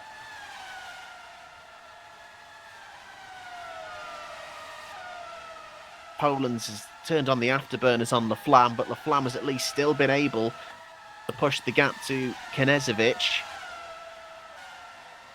Volborn's up with them now. This is going to be interesting. If Puška can stay with Knežević, Volborn might be stuck in a bit of a DRS train. There's Puška trying to break the toe to the inside. Nicely done, Alexander Knežević.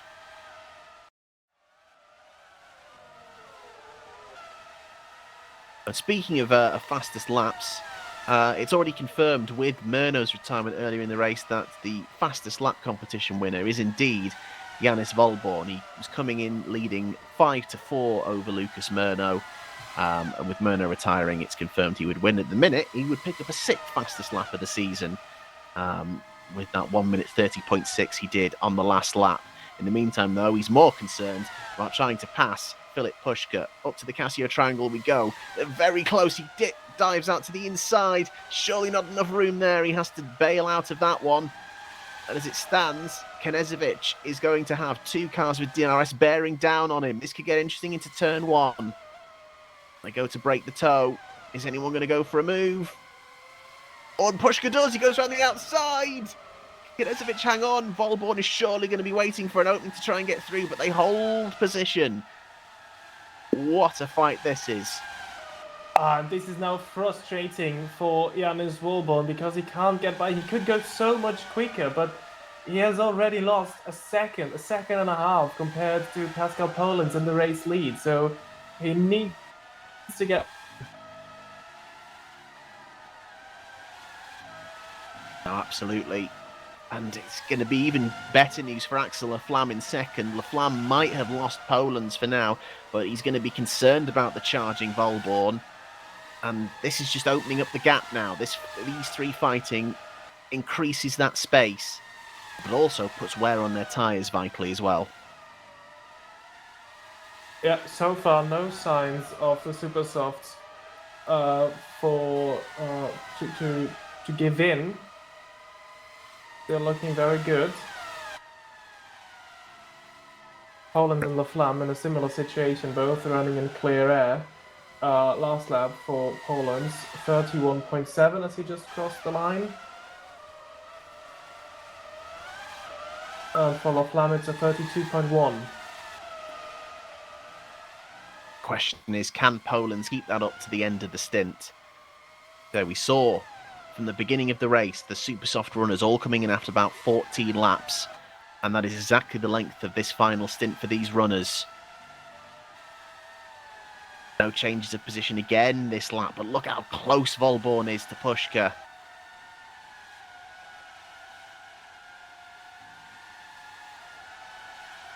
I'm feeling reminded a bit of the race last week, where I also thought that at one point the advantage would switch towards the mediums, but the super softs were just hanging on to the end, still looking very good. And this is what cost Pascal Polan's a shot at the championship into the final race, and that is. Ooh. I would say he's going to be asked to give that back, and I think he has just let Pushka back through, locks up, pushes him out the way. Yeah, you can't do that, I'm afraid. But the thing is, this now might have put Pushka out of DRS range of Knežević, which gives Walborn the opportunity down the main straight. So what to do if you're Alexander Knežević now, fighting for your first WMSC podium? Do you give DRS to Philip Pushkin, hoping that he can keep Yannis Wilborn behind, so you stay in third, but putting yourself under pressure that Philip Pushkin might retake third? So he does not have DRS, Pushkin now, so Wilborn will have a chance into turn one, and he's taking it. Oh my goodness, and Pushka just defiantly slams the door and says, no, not this time. My goodness. This could end badly for both of them. Volborn, I know he's desperate to get past, but it could result in him dropping down the order rather than gaining a place if he's not careful.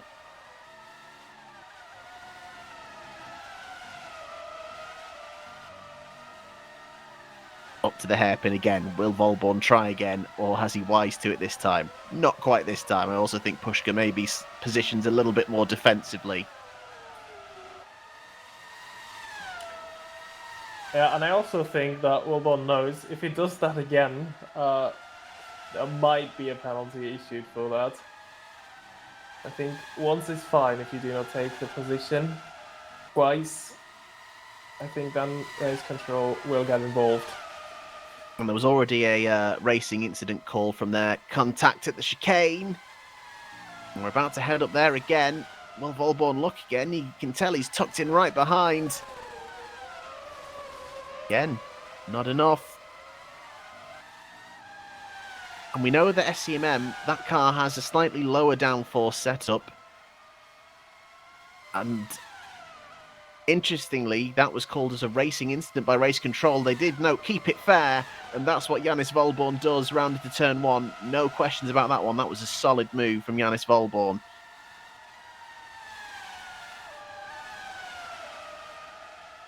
Yeah, I was thinking the SCMM's lower downforce philosophy might help them down the straight to defend.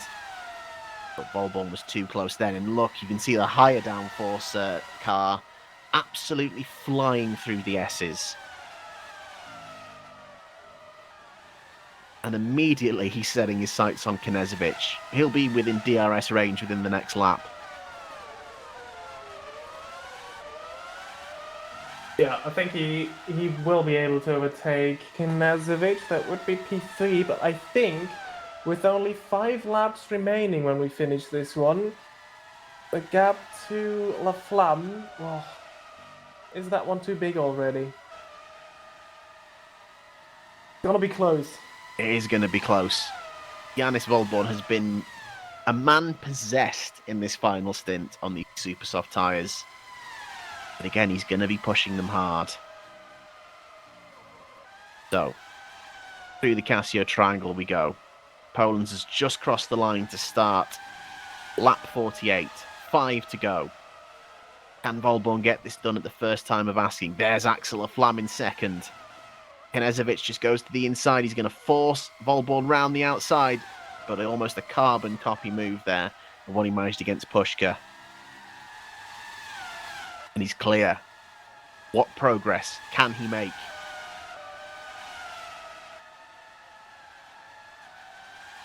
So I think Pascal Pollens has this one in the bag, if he does not make a mistake. But this is the fight that we'll be watching to the end. The Flam versus Wallborn, P2.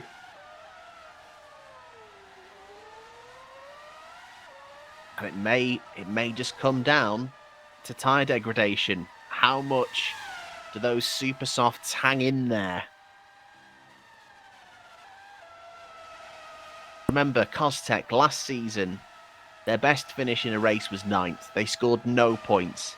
This season, Philip Feckler, the team boss, the outgoing team boss, might I add, as well, scored their first points of the season back in Canada, a 5th place.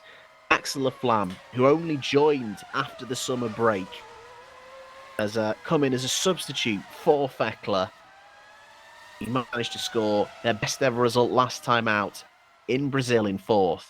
Today, qualifies 2nd and is trying to hang on for the team's first ever podium.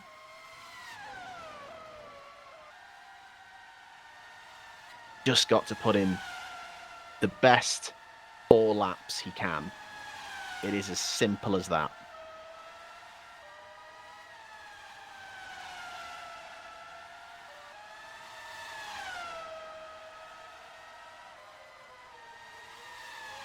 But remarkably still, that P2 would not be enough for P6 in the Constructors' Championship. Hackley, with the 3 points that he scores for P6 at the moment, that would elevate Potenza to 18 points. Kostag, at the end, as it stands right now, would have 17. So Hackley is doing what he needs to do for Potenza's development money. What is interesting, though, he's got Beaulieu behind, who has charged his way up into 7th, and Benton Reader as well. Could there be a change of position there late in the race? Who knows? João Fernando, in the meantime, trying to pick up final points. Trying to get past Alfie White. White may be in the points himself, if not for a spin under the safety car. In the meantime, Pushka and Knežević, their fight resumes.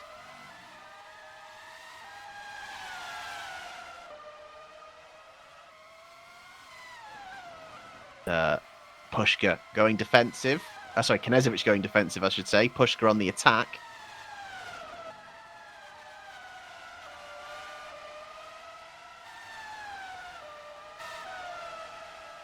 Background, here comes Labau on White.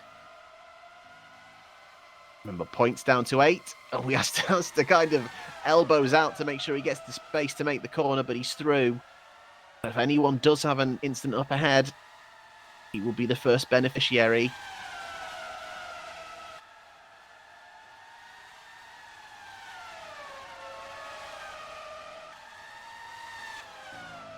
Now, as Muller points out in the chat, even if Kostech don't get P6, they'll get 7th. At the minute, they are currently 9th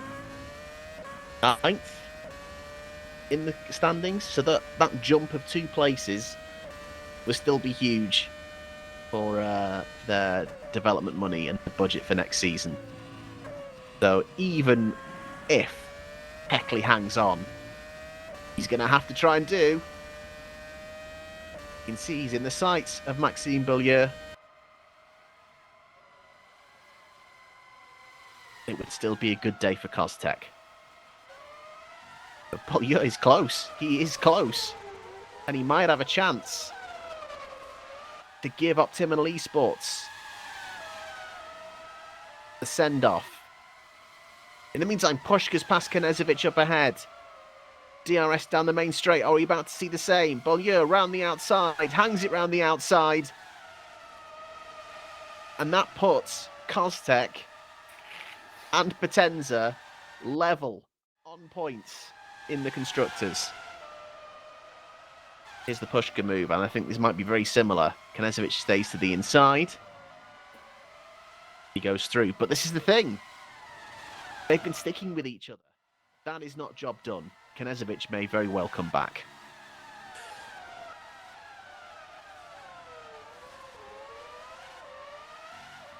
And as we are already on the penultimate lap now, Kostek may slowly be able to start the celebrations. I don't think Wilborn will be close enough to try anything. And I think now we have also reached the point where the super softs are not performing as well anymore. Last lap, La Flamme was faster than Poland's. Wilborn was still able to gain 4/10, but this is nowhere near good enough as they are now on the final lap of the WMSC season. And what an incredible final race this has been. Even though things have been decided at the very top of both tables, intrigue up and down, and as a single race spectacle, it's been fabulous. Breathless throughout many parts. And it could end in an incredible story in the form of Axel Laflamme for Kostek.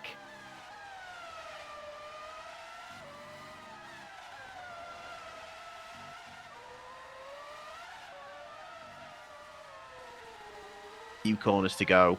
In the meantime, Pascal Polens, he's managed to stay clear of the drama.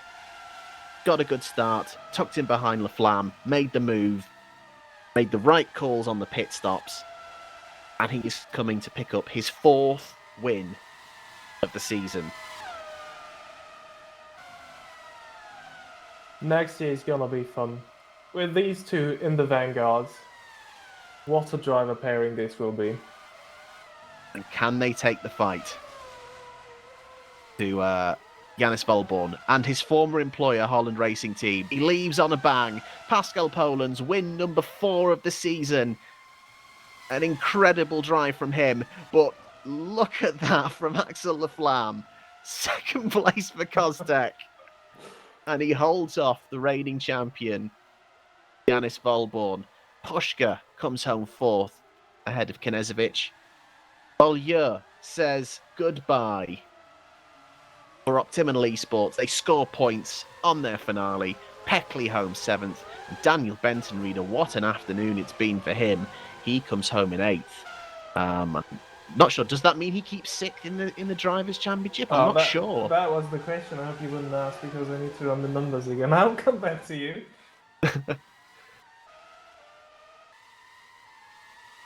Last bit of racing action. It's Meneghetti and Gagiano firing up. The last 2 cars on track.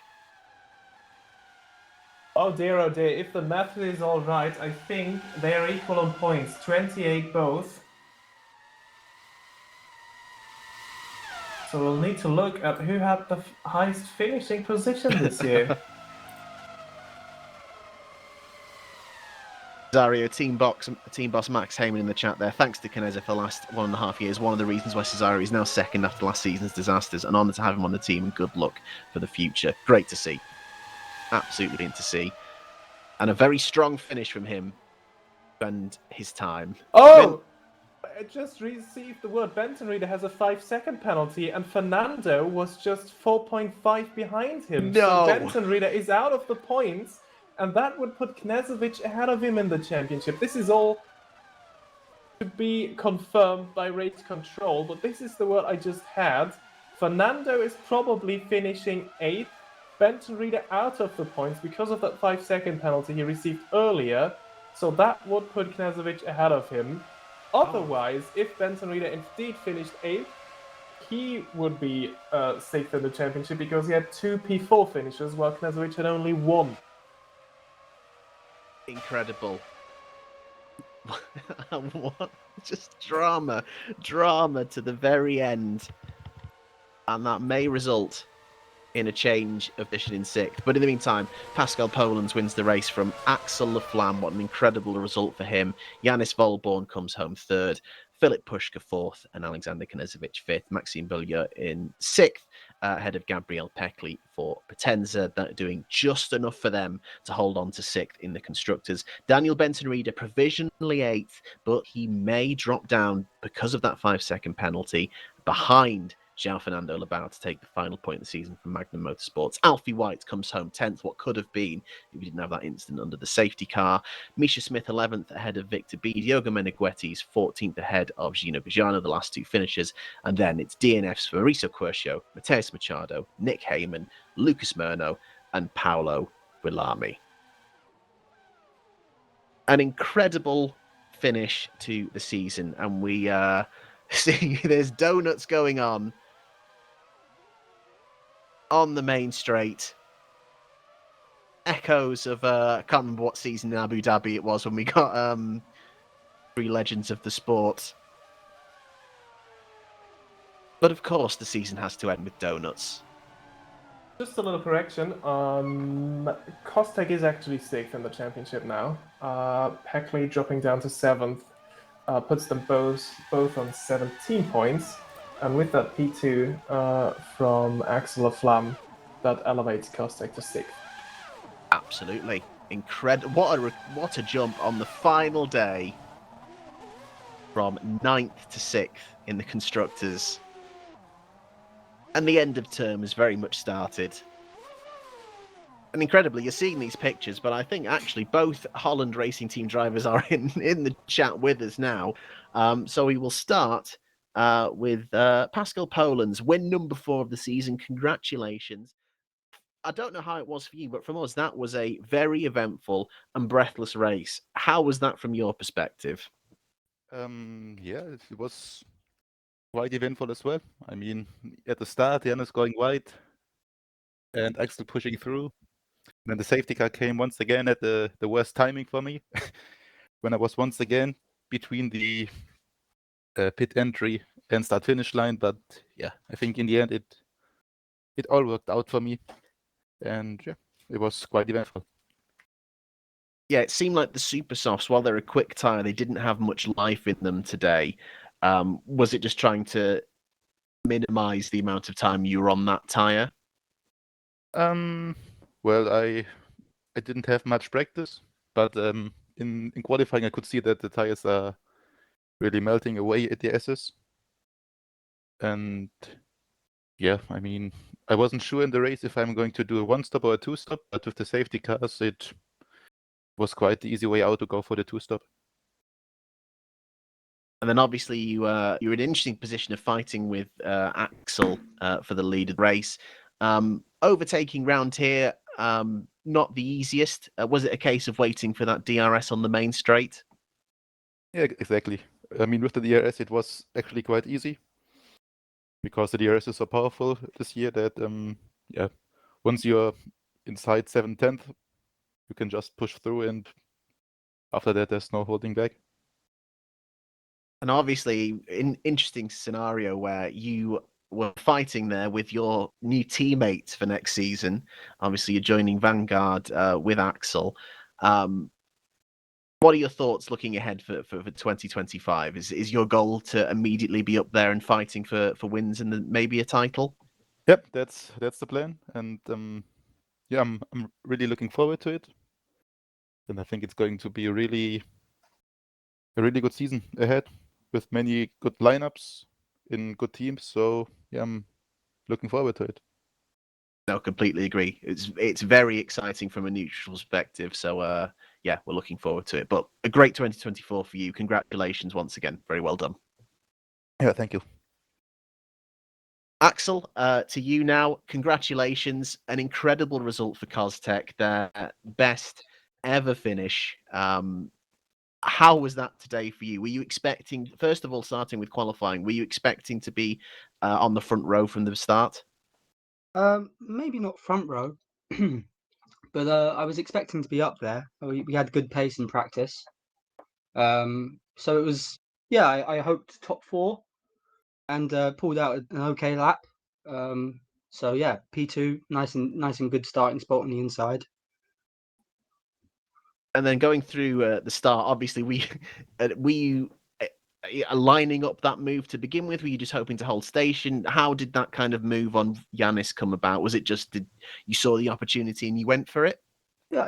I mean, soft tire start, so got a good launch, and then just put the car in the right spot, give him room, and yeah, worked out well. I checked to make sure that I hadn't hit him, made any contact.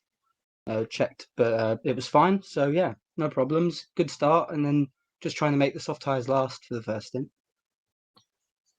Yeah, obviously, you know, that soft tyre, as we mentioned, very high deg, and you were very much against the rest of the grid in terms of, like, most people had started on the mediums. Did you feel like you were going to be at a disadvantage later, or were you confident you could keep the pace upon the mediums? Or you just wanted to get rid of these softs? The medium was the race tyre, like, for sure. I didn't want to be on the soft as much as, you know, as short as possible, really. So I pulled it. I got kind of unlucky with the first stop, so had to pull it in. Had to stay out on kind of worn mediums, but yeah, just stay off the softs. They were kind of rubbish this weekend.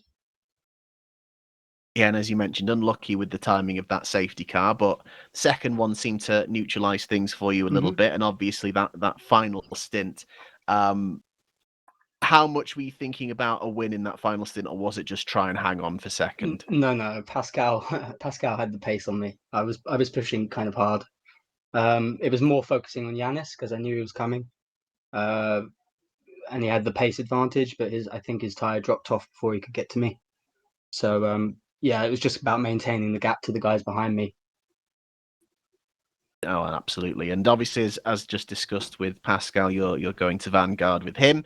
Yeah, what are your expectations for 2025? It's kind of hard to say right now. Obviously, to be up front, podiums I think would be nice. Battling with the top cars would be pretty cool. So yeah, I'm very, very excited about it. It's going to be fun, being up front with such great competition. And it's been an incredible story for you coming in this second half of the season and kind of finding your feet and then getting these results to round things off. It's been great to see. A brilliant result today. Congratulations. Thank you very much. It's very happy, very, very happy. Thank you. And finally, to Yanis, a very eventful race for you. You were up and down the order like a yo-yo today. First of all, let's talk about the super soft attempt. Was it attempt to try and work a loophole in the rules just to try and get the super soft out of the way under safety car? To be honest, I didn't really know about that. I would have done it in every race this year if I had to. But yeah, Michael came into our channel and said, "Yeah, did you change the tire twice, safety car?" And yeah, so I had to go in again. All fine for me. And then obviously the timing of that final safety car wasn't too bad in terms of it could fit the super soft stint in. What was your decision for kind of coming in a lap later? Was it just that you didn't want to be stuck behind Pascal when he pitted? No, I think I was just a bit stupid because of the reminder I've got from Michael. Then yeah, things came worse, and then I had to pass the cars again. Janis thought he wasn't allowed to change the compound. Yeah. During the safety car, but it was Exactly. just that he can't change back because the laps won't count to the rule that you need to use 2 sets. Exactly. Yeah, that you have to almost use those sets under a racing lap rather than under a safety car lap.